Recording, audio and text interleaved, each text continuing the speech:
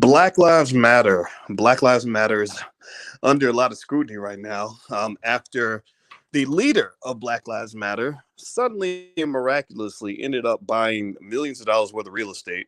I thought that I would kind of break some of this down for you today on the Black Financial Channel.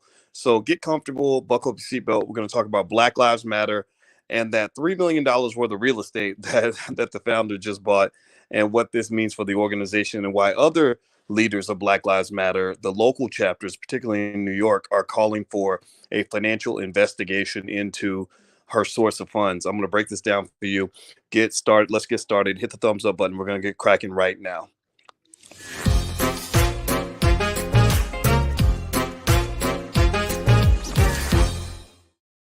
Hey, what's going on, guys? My name is Dr. Boyce Watkins. Welcome to the Black Financial Channel. That's theblackfinancialchannel.com. Do me a favor, hit the thumbs up button, share button, subscribe button. This is Black media, Black-owned media. We try our best to give you the truth and to help fulfill the Black agenda. And you can learn more about our agenda at theallblackagenda.com, where we have the $5 a day investing plan. We have all kinds of other resources, Ice Cube's contract with Black America, and a lot of things that can help you to move forward, because I don't believe that we're going to move forward unless we do it. I ain't waiting on them other folks. But here's the deal. Give me a yes or no in the chat if you heard about what's going on with the leader of Black Lives Matter. This has been really a fascinating thing I've been talking about on my Instagram. In case you don't know, on my Instagram, we have really interesting conversations. My Instagram is The Real Boyce Watkins. I'll put it up on the screen so you can follow on the gram, because I need intelligent Black people to follow me on Instagram. All the stupid people are going to get blocked out and kicked off, because I ain't got time for no nonsense. So if you are a builder and you're an intelligent Black person, you can appreciate critical thought, feel free to follow me on Instagram here. So give me a yes or no if you heard about what's going on with Black Lives Matter and the money. Apparently, the leader of Black Lives Matter, Patrisse Cullors is her name. She's 37 years old. She is a quote unquote trained Marxist, right? She is a Marxist. Now, here's the deal. I'm not a Marxist. I don't consider myself to be a Marxist, but I also don't consider myself to be a capitalist. I'm not an expert in Marxism, but Marxism is kind of on the left, along with socialism and communism. They're kind of cousins of one another, in my view, in terms of ideology. Well, one thing that you wouldn't expect is you would not expect a Marxist to have $3 million worth of real estate that she purchased from right after raising 90, and I believe it's even more, 90, $100 million, whatever the number was, through this activism, where your goal is to destroy the capitalist greed and and all these other things. Whatever, okay, fine, you can believe that, but it was really surprising for a lot of people to find out that Patrisse Cullors, the head of Black Lives Matter, a supposed trained Marxist, was buying all this property. I'm going to read some of this article to you, and then I'm going to kind of give you an interpretation of it. And so here's what's going on. So it says here, this is according to the UK Daily Mail.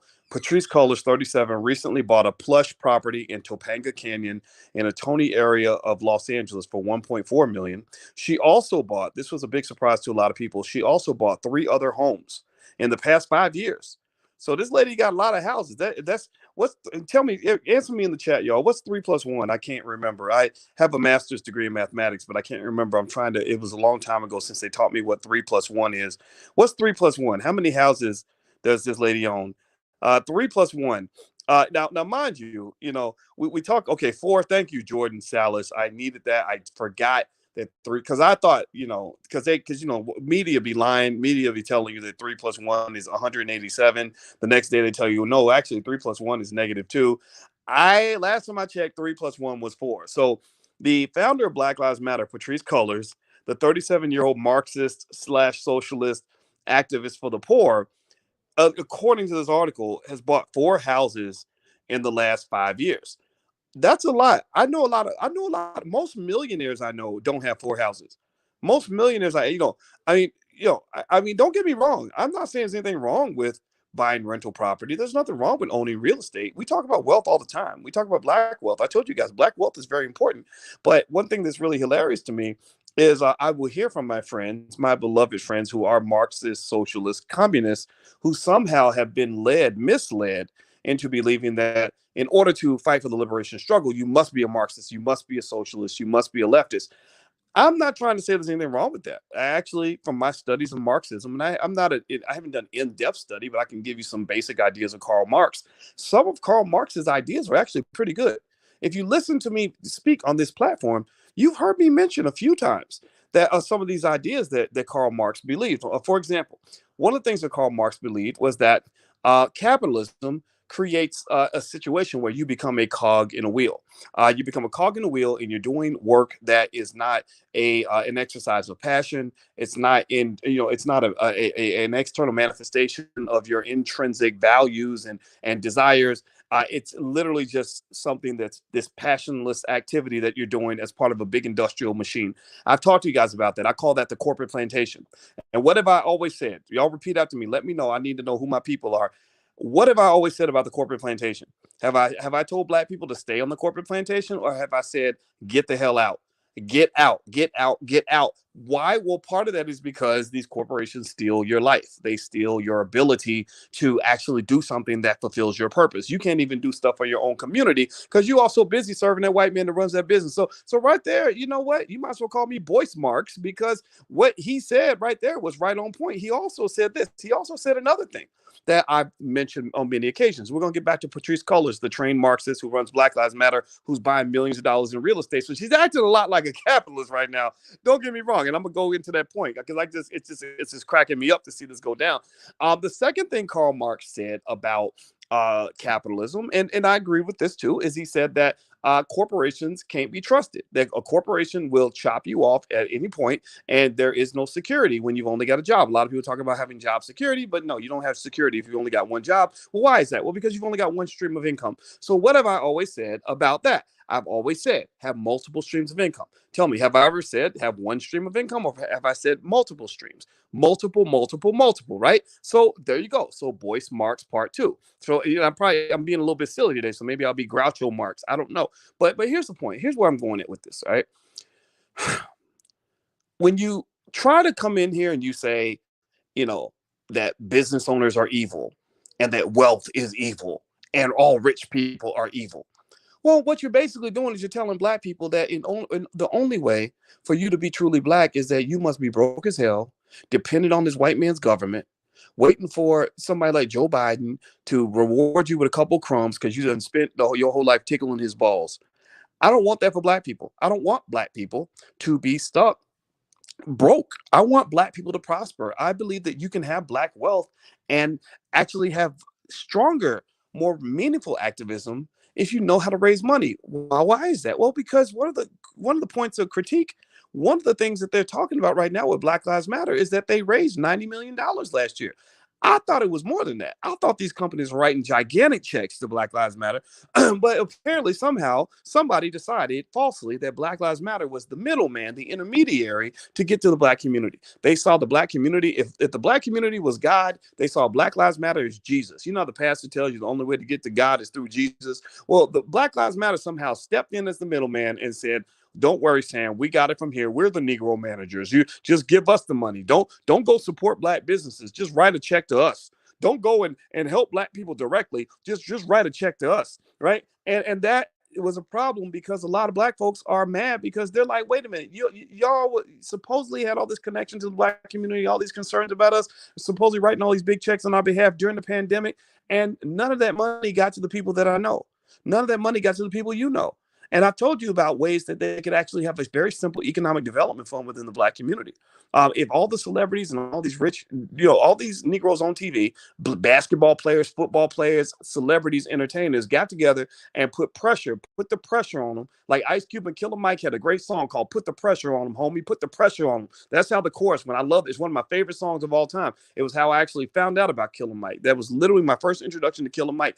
Put the pressure on them. Have them put together a $1 billion economic development fund that will allow for low interest and no interest loans to black owned businesses, and have a council of trusted black people who are stewards of the money. Have individuals from the hood, from the community, who are wired in, linked in all the way to the bottom, who can make sure that money is getting to black business owners who need that money. That's how you can help the community. Stop all this. I wrote a check to Black Lives Matter and then the money disappeared, but yet somehow the owner or the founder of Black Lives Matter ends up buying $3 million worth of real estate That's going to make people suspicious. Now, here's what's going on. Do me a favor, hit the thumbs up button, hit the share button, hit the subscribe button. Alicia's waiting for me to go running, so I don't have much time, but I had to jump in and talk to my people and let you guys know what my interpretation of this was. The Black Financial Channel, that's the URL.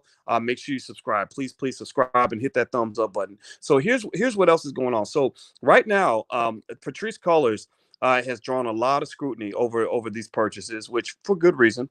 And actually, they said that the New York Post reports that Cullors has bought 3 other homes.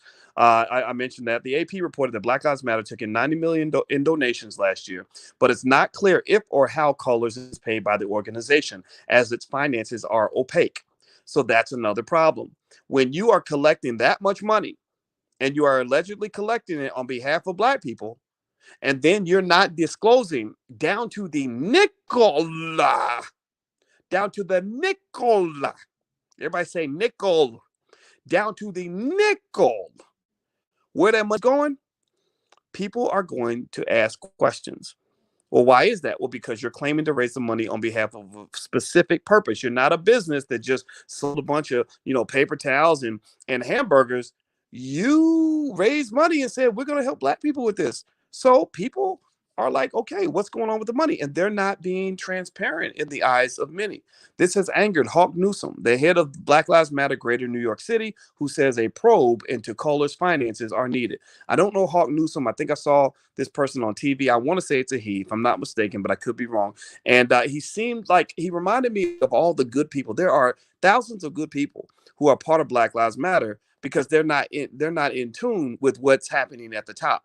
They're connected because they agree with the ideology that Black Lives Matter. We all do. But then there are some of us who went to the website and read the whole Black Lives Matter platform, which really sounded like white liberalism in blackface. It was white leftism in blackface. That's what it was. That's why the founders, if I'm not mistaken, the 3 founders of Black Lives Matter are all Marxists. Nothing wrong with being a Marxist. I told you, Karl Marx had some good ideas, but I don't think Marxism is the answer for Black people. Black love is the answer for Black people, right? Communism is not the answer for Black people. Black wealth is one of the answers for Black people. Socialism is not the only answer for Black people. Black power is the answer for Black people.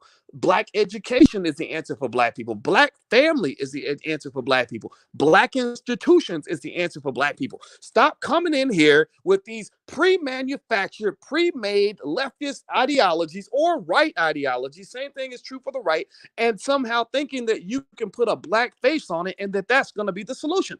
We have figured out that our number one problem as Black people is the oppression that comes from white people.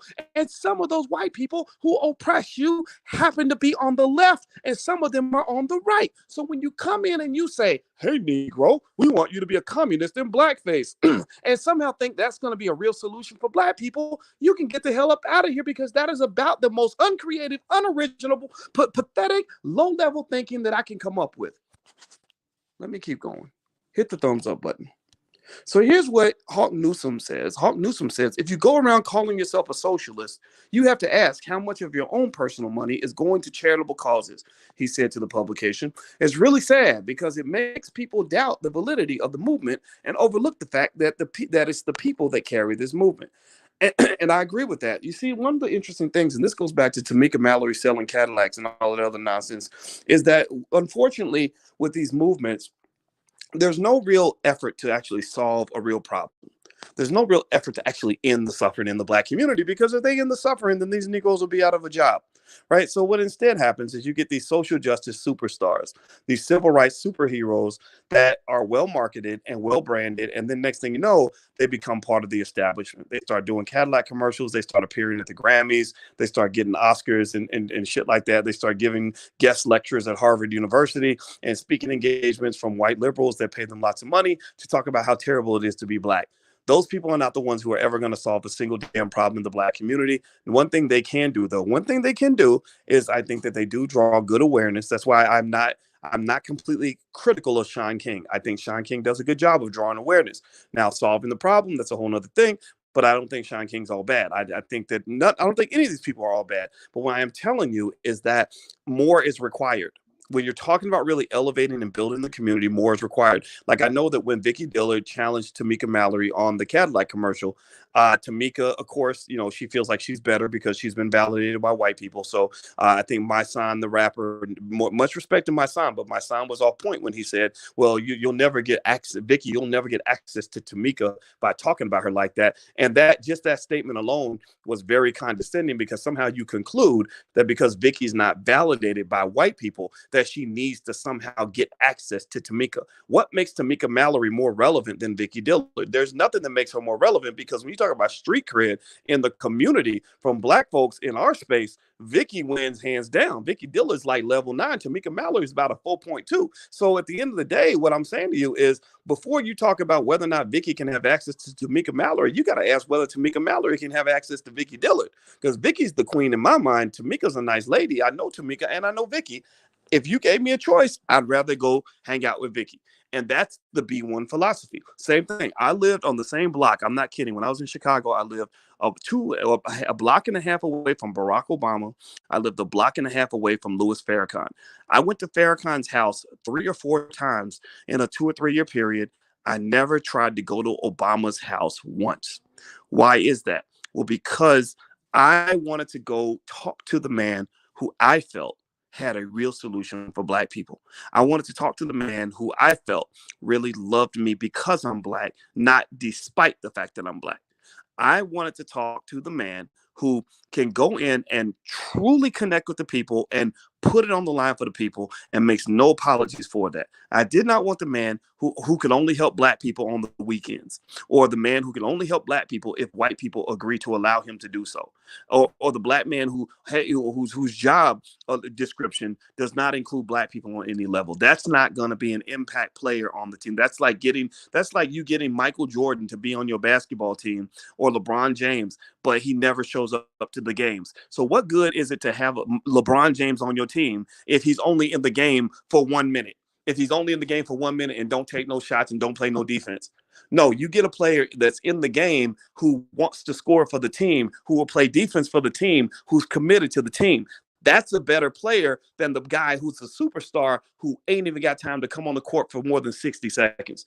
That's what you're getting when you get these Negroes on TV. They are not helping the community. They are not trying to solve any problems. They're too busy trying to get validation from their employers, which tend to be the oppressors. So with that said, do me a favor, hit the thumbs up button, hit the share button, hit the subscribe button. Let me close this down.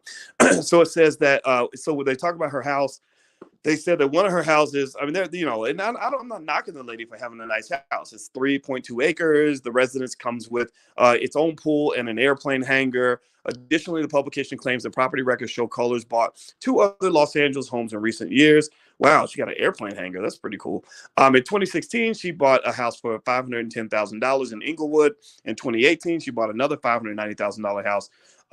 So the Post reports that Cullors is also eyeing property in the ultra-exclusive Albany Resort outside Nassau in the Bahamas, where Justin Timberlake and Tiger Woods have homes. Okay, that's what they're claiming. All right, so I don't know anything about this lady's money, but one of the things I can say for sure is that when you're talking about something like Black Lives Matter and you're saying, look, I'm a trained Marxist. And again, Marxism is not all bad. There are a lot of good ideas in Marxism. There are a lot of good ideas in communism. There are a lot of good ideas in socialism. America is a little too capitalist. We're a little too committed to this capitalism thing, which is why I, as an expert on finance and money and wealth and all that, have told you guys, be very careful about embracing capitalism, because one of the things Karl Marx was correct about is that capitalism is designed to exploit those on the lower rungs of society. That's why I told you integration did not work for black people, because they did not integrate you into the society to become owners of property. They integrated you to become renters. They did not integrate you to become producers of products. They integrated you to become consumers. They did not integrate you to become owners of capital. They integrated you to become workers that would work the capital and work the land and work their companies and all these other things. And a lot of you have fallen for it, unfortunately, because this is the way you were trained, right? Again, this is another Karl Marx ideology I agree with completely. He said that one thing about capitalism, one rope-a-dope they pull on you in a capitalist society is they create these social norms that make you think that your job is to serve the corporation, that your job is to spend more time with your boss and your job than you spend with your kids, right? That your job is to get up and work as hard as you can and work until you die and expect nothing in return. So Karl Marx has some good ideas. I encourage you, look into that. The brother wasn't stupid. But here's where they come up short. Here's where the Marxists, here's where I get off the Marxism, communism, socialism bus. It's one thing if you can critique capitalism. I get that. I hear that. I completely hear all of that. But it's another thing when you're asked to actually build something better. And what I found, unfortunately, and it goes back really to the people that last summer were running around burning down businesses and all this other stuff when they were acting like it was like the riots were mostly peaceful or the protests were mostly peaceful and they had a burning building in the background, right? Like somehow they just didn't talk about that on CNN. They know how to destroy things, but the problem is that for you as Black people, most of you in here are B1, most of you are Black nationalists to some extent. The problem is that when you're talking about strengthening the community, destroying something is only the first step. Then you got to learn how to build. See, I don't see them knowing really how to build anything. I can't think of a single country anywhere that has had a purely communist business or economic system that has prospered. When China was 100% communist from an economic standpoint, they were in the toilet economically. They were getting their butts kicked. They didn't start doing well until they started saying, okay, we're going to pretend to be communist when it comes to social stuff. But when it comes to the economics, we're going to take in a little bit of that capitalism. We're going to build some businesses. We're going to make some wealth. We're going to set up a trade deficit that works in our favor. We're going to go build some capital. We're going to develop some institutions, right? So what I'm saying to you is that the reason that I'm not, like people might think, well, why would you have an issue with Black Lives Matter? Well, for two things. One, because a lot of it is built off of this leftist agenda, which is built on somehow getting Black people to break up our families and to act like men don't matter and all these other things. I don't agree with those things. But the second is that Black people need economic development. We need to build institutions. We need to build families. We need to have structure that will strengthen us so that when you walk away from institutional racism, you can walk toward institutional power. Do you understand? So when you evacuate one institution, you must be able to build another. And I don't see institutions coming out of the left that I think will give Black people the kind of power that we need.